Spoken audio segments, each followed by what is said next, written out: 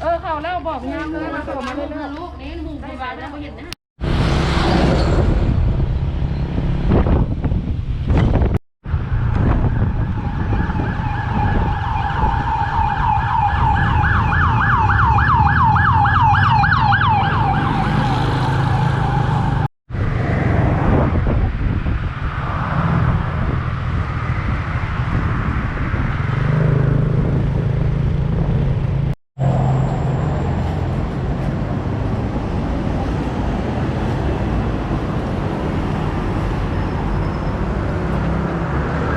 สิกินยังดี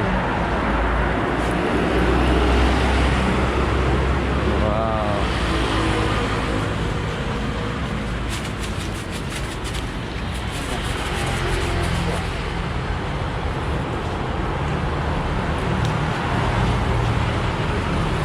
นี่เอาไก่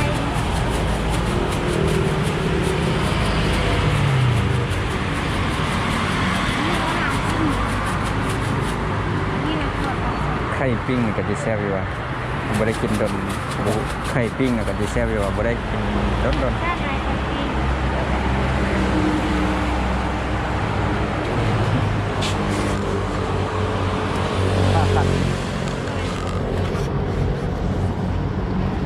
อันนี้ก็ นี่ค่ะ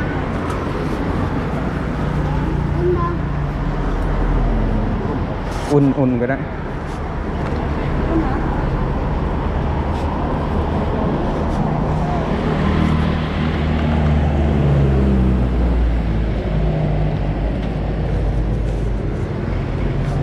นี่ตั้ง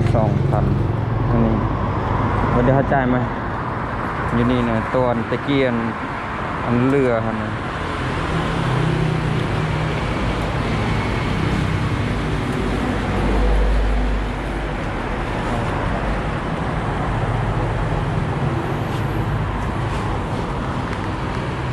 นี่มีตั้งหลายหมื่น ไล่เงินเรามีตั้งหลายหมื่น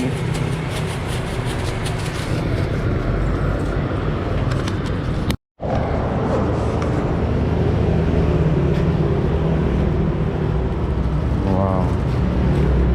นั่นรับมะเขือด้วย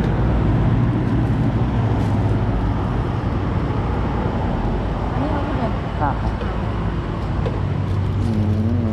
ไม่เคยบอกนะครับซ้ำใบน้อยเฮานะ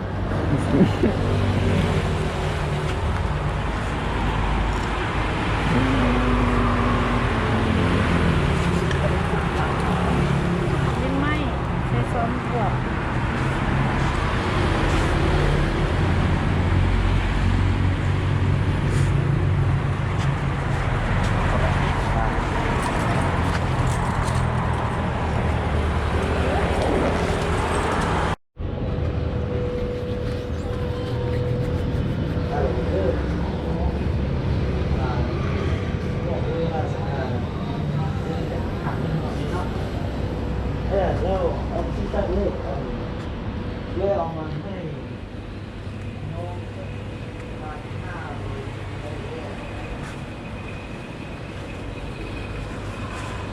ก็ให้เรารายเดือนนะครับ แล้วบุเสือเนาะ บุซื้อ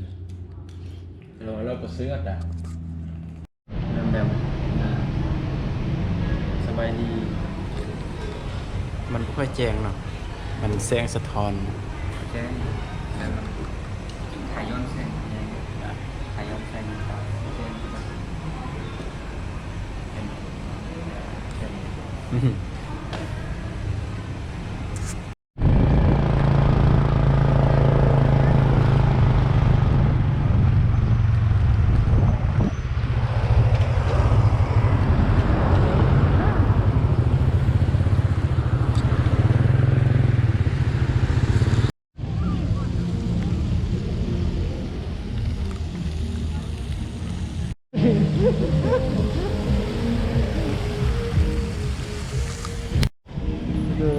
ติดโควิดนั่นเลยหนักมีโควิด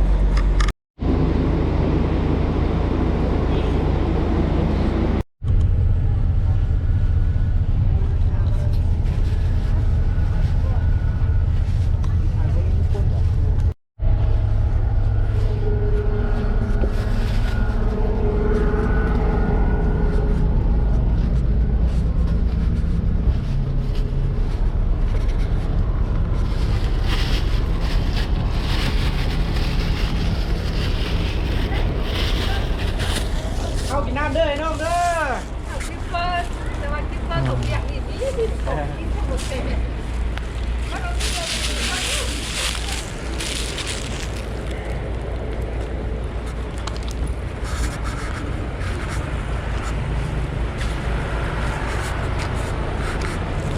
ากมองปั๊มน้ำมันปากมอง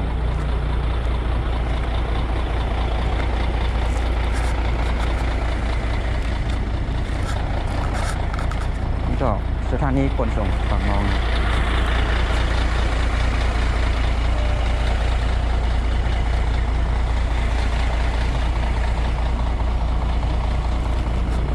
ว้าวหาห้องน้ำให้นั่นเอง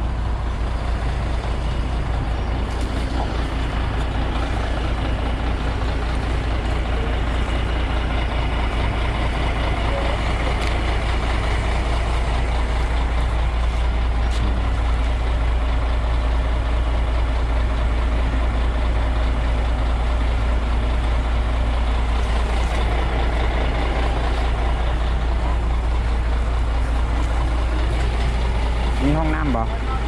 ห้องน้ำทางโน้นเลยเอาอันนี้ขายแบบใดสามารถเลือกอาหารได้3อย่างโดยในใดอันเดียวเอาอันนี้ครับกินอย่างนี้เอามีข้าวเจ้าบ่ข้าวเหนียวเลยเอาข้าวเหนียวเลย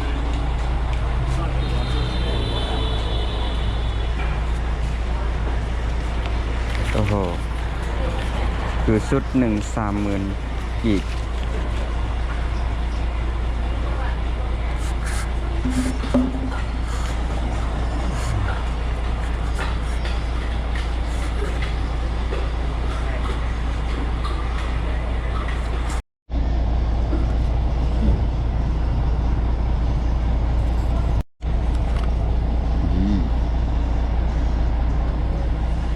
ชิ้นกบถ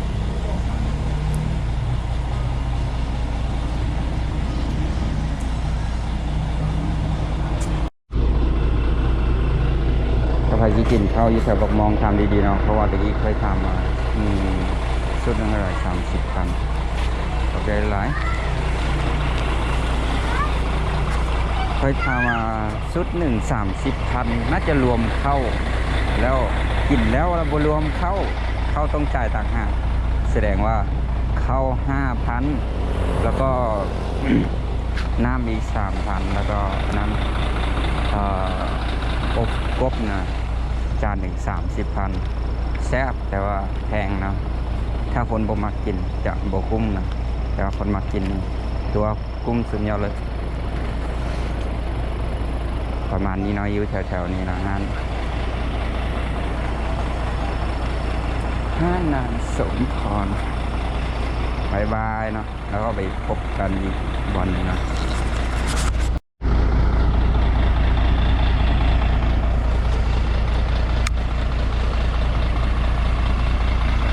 บุได้อาบน้ำมื้อหนึ่งเนาะแล้วก็ล้างหน้ากับประมาณเข้าห้องน้ำประมาณนี้เนาะ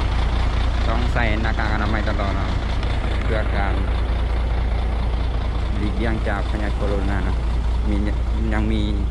ระบาดอยู่บ้านเรา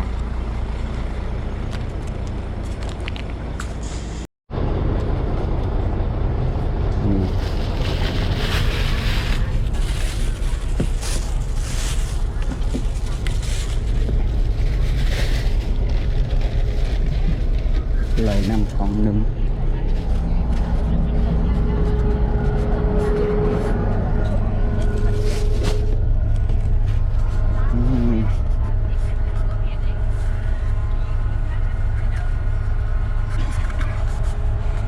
เดี๋ยวนี้เงินที่เหลือ3,000ยังเหลือ 3,000ไปพบบ้านได้ในไรบ้างนี้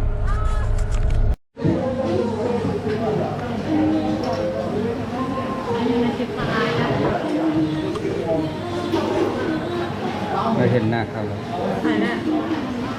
อยากจะติดลิขสิทธิ์คนดัง